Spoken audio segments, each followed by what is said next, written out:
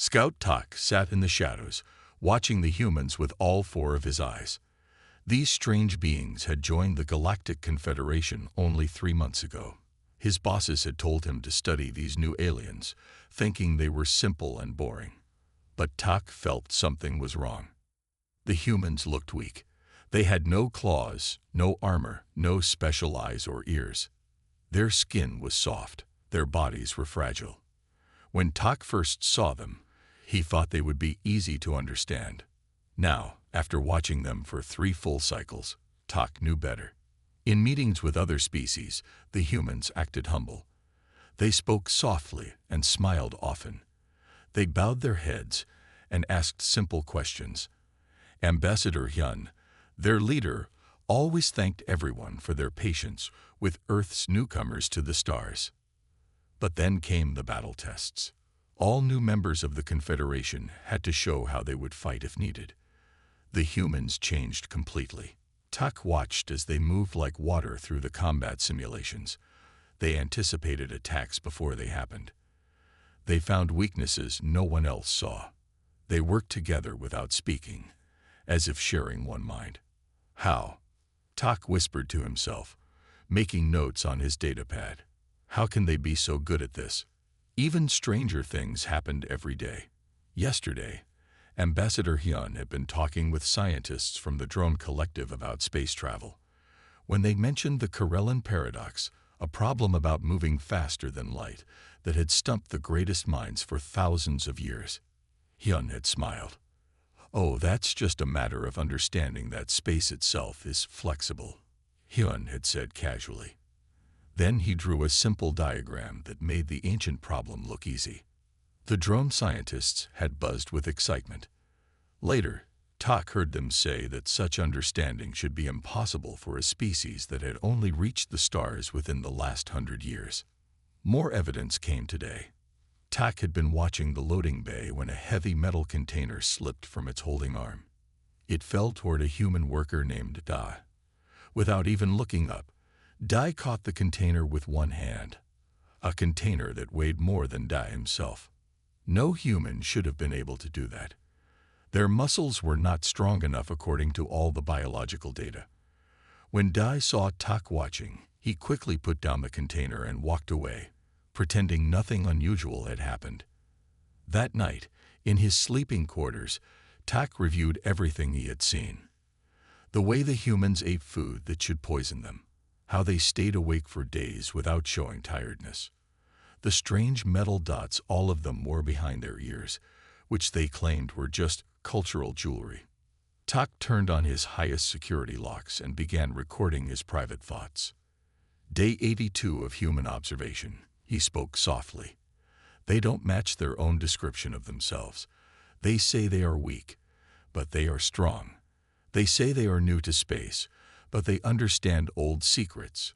They say they are simple, but I see complexity in everything they do. He paused, looking at the images he had collected.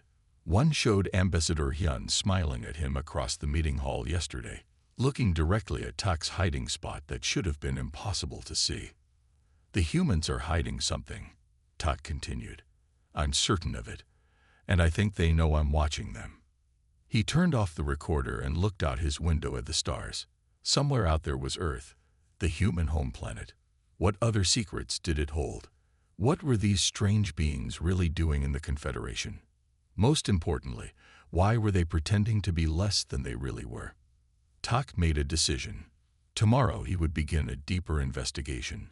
He needed to learn what the humans were hiding before they realized how much he already suspected. He didn't know it yet, but Ambassador Hyun was at that very moment reading Tak's supposedly secure notes, a small smile on his face. Tak paced in his small room, thinking hard. No one would believe his worries about the humans without proof. The Confederation liked to welcome all new aliens with open arms. If he spoke up now, everyone would think he was just afraid of different species. He needed evidence, real evidence. So Tak started watching the humans more closely. He placed tiny cameras in the public areas where they walked. He tracked their movements through the diplomatic building. He even managed to get access to their basic communication channels.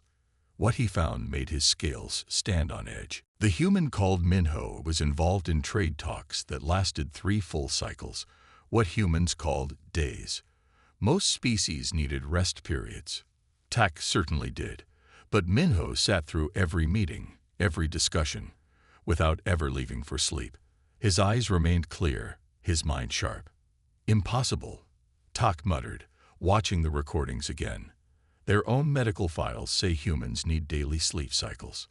Then there was the environmental testing. All species had to show what kinds of rooms they could live in. Hot rooms, cold rooms, rooms with different air. Ambassador Hyun had walked into a heat chamber set for desert species and talked comfortably for 2 hours.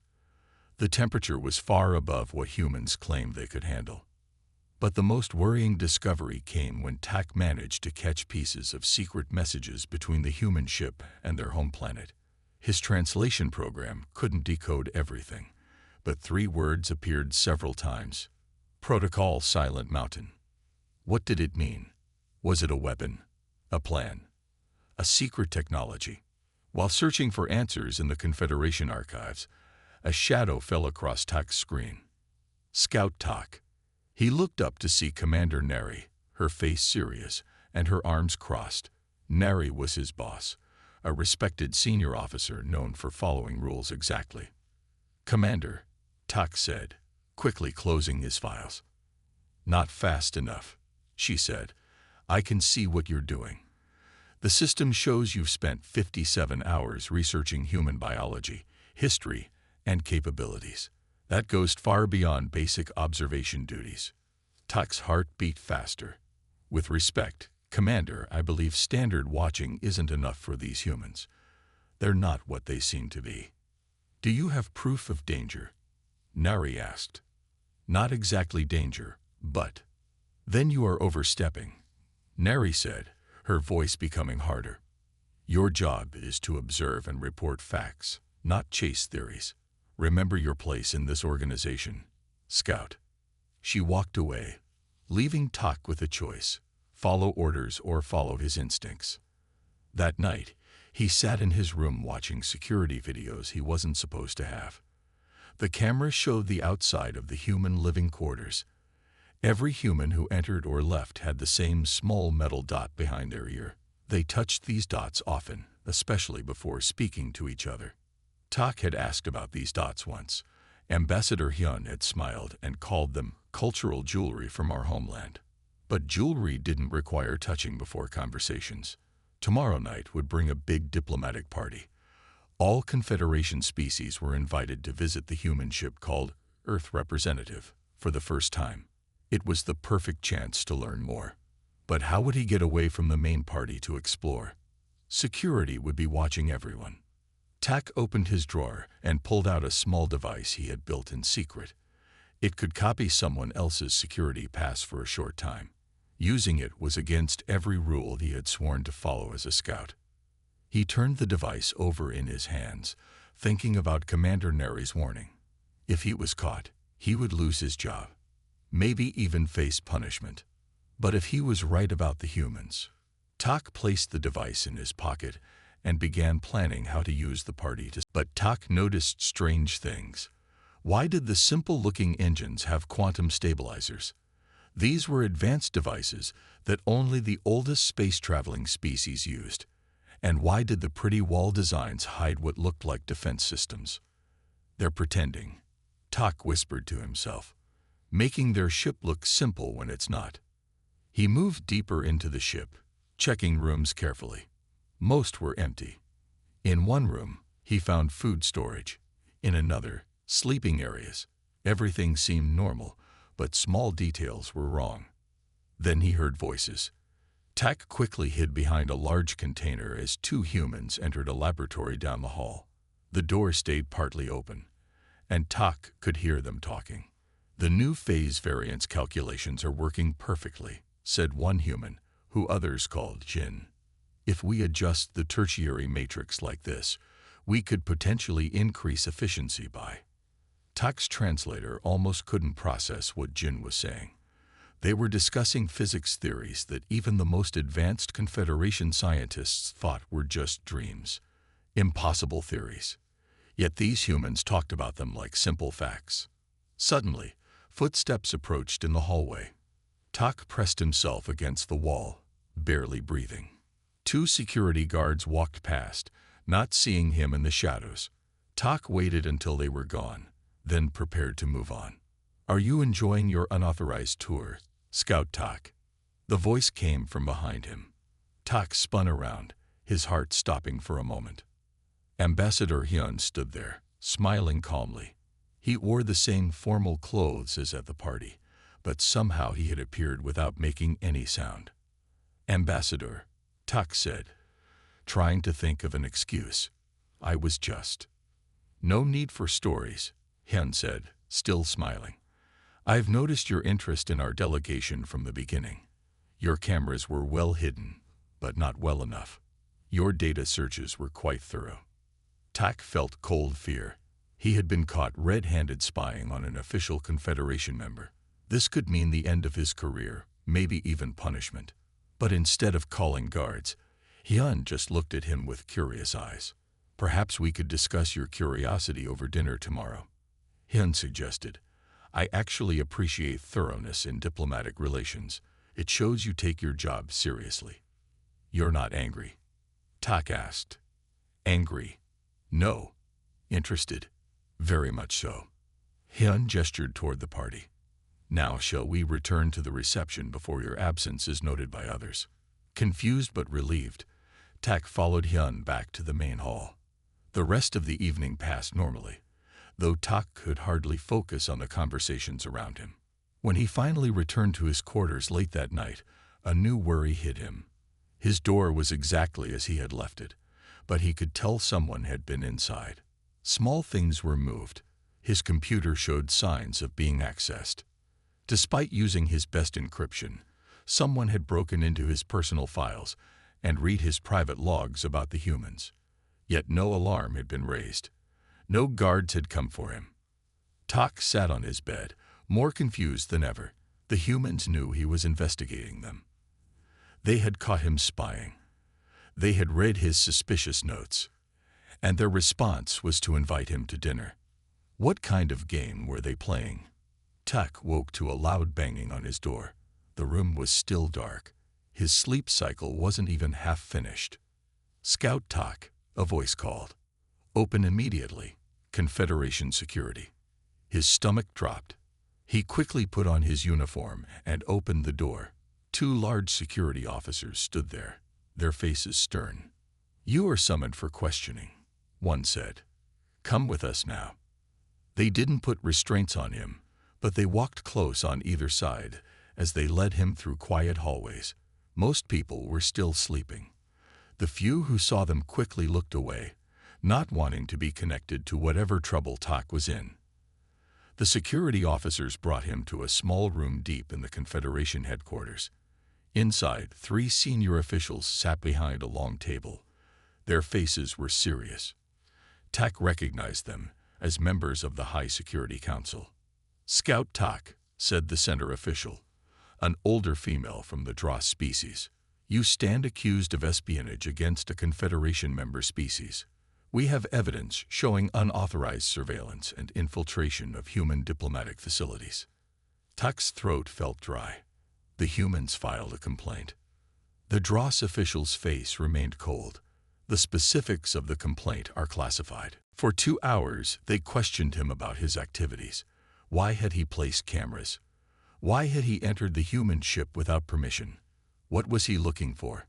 Tak tried to explain his suspicions, but the officials seemed uninterested in his reasons. Finally, the center official spoke again. "You will return to your quarters and remain there until your formal hearing. Your communications are restricted. Your access to all systems is suspended." They dismissed him with no indication of when the hearing would happen or what punishment he might face. The walk back to his room felt endless. Tak's career was over. He might even face imprisonment. And for what? For doing what he thought was right. When he reached his quarters, someone was waiting outside his door. Ambassador Hyun stood there, looking perfectly calm in his simple human clothes. "May I come in?" Hyun asked, as if this were a normal social visit. Tak was too surprised to refuse. They entered his small room, and the door closed behind them. "Your investigation has been quite thorough," Hyun said without any introduction, "and your suspicions are not entirely unwarranted." Tak stared at him. "You know what I've been doing." "Of course." Hyun smiled slightly. "We've known since you first placed cameras in the diplomatic wing. Your encryption programs are good, but not as good as you think. Then why not stop me sooner? We were curious to see how far you would go, how much you would discover on your own."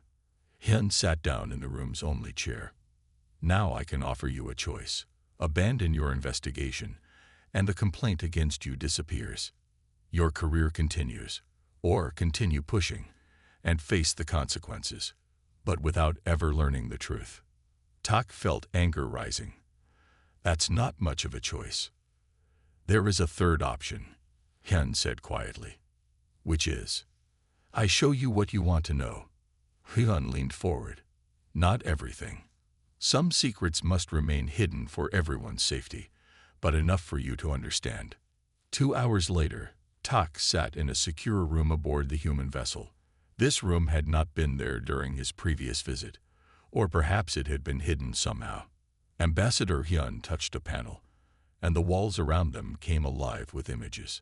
Starships unlike any Tak had seen. Cities that seemed to merge with forests. Humans wearing devices that made them move with impossible speed and strength. Humanity developed differently from other civilizations, Hyun explained as the images changed.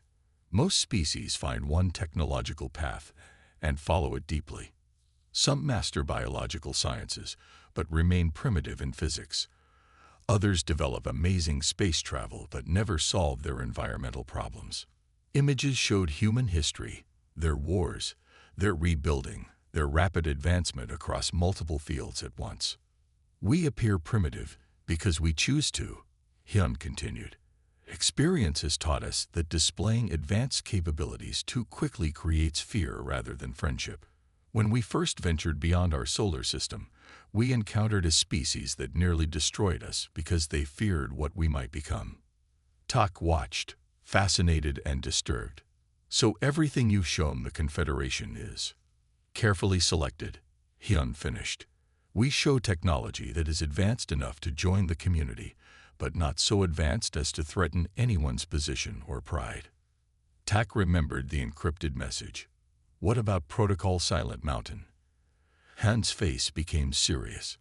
His hand touched the small metal dot behind his ear, the jewelry all humans wore. "Some questions," he said softly, "are best left for another time." Tak couldn't sleep that night. By morning, he had made his decision. He would trust Hyun and learn the truth, whatever it might be. When Hyun arrived at his quarters, Tak simply said, "Show me everything you can." Hyun nodded and led him back to the human ship. This time, they went through doors Tak had never seen before. Some hallways seemed to shift and change as they walked through them, as if the ship itself was alive. Humanity nearly destroyed itself twice, Hyun said as they walked deeper into the ship. "The first time was through our own wars. We created weapons that almost wiped us out. They passed rooms with strange machines that hummed with power. The second time was when we first ventured into deep space and met something terrible out there," Hyun continued. "Something that no longer exists." The way Hyun said this made Tak's skin crawl. "You destroyed them." "We had no choice," Hyun said quietly.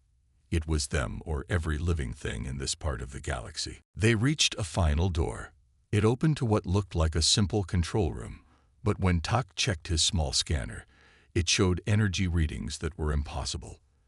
The power in this room alone could run the entire Confederation Central Station. "This is the truth of humanity," Hyun said, gesturing around them. "We maintain the appearance of limited technology because we've learned a hard lesson. Displaying power invites challenge. When you look strong, others feel they must prove they are stronger. Screens around the room lit up, showing ships that could fold space itself, cities built inside mountains, and weapons that could destroy stars. Our ships could travel between galaxies if necessary, Hun explained. Our defense systems could stop any known weapon, but we don't want to fight. We want to belong, to help, to be part of something bigger than ourselves. Hyun touched the small metal dot behind his ear that Tak had noticed on all humans. This is not jewelry. It's an advanced neural interface. It connects human brains with computational systems beyond what most species can imagine. Every human in space wears one. Suddenly, Tak understood. The way you work together without speaking. Your quick reflexes. Your ability to solve complex problems instantly. Yes, Hyun nodded. The interfaces help us exceed our natural limits. Another thought hit Tak. You've hidden defense systems throughout Confederation space, haven't you? Protective systems only, Hyun corrected quickly. They're designed to activate only if the Confederation faces complete destruction. We serve as quiet guardians, not conquerors. Why tell me all this? Tak asked. Why not just make my trouble disappear and continue your secret? Because we need someone who understands both sides, Hyun said. The Confederation needs a bridge, someone who knows enough to trust us, but is one of their own. Someone like you, Tak. Me? But I'm just a scout. A scout who noticed what no one else did, Hyun smiled. A scout brave enough to risk everything to find the truth. That's exactly who we need. One cycle later, Tak sat in his office, recording his final report on the humans. The security hearing had been canceled. His job had been changed to Special Liaison to Human Affairs. After thorough investigation, he spoke clearly into the recorder. I can confirm the humans are indeed hiding something, not danger, but an extraordinary capacity for protection. Their greatest strength is not their technology, but their wisdom in using it carefully. I recommend full acceptance of humanity into the Confederation, with monitoring that respects their privacy.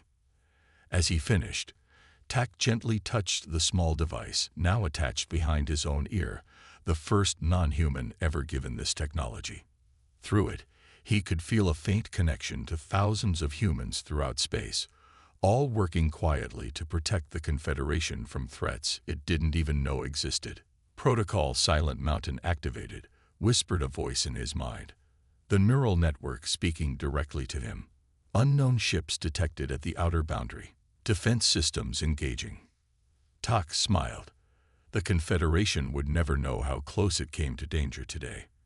And that was exactly as it should be. In the darkness of deep space, the unknown ships that had been approaching Confederation territory suddenly turned and fled, their sensors detecting defenses they had not expected and could not overcome. The humans, and now Tak, would keep their watch, silent guardians of a peaceful galaxy.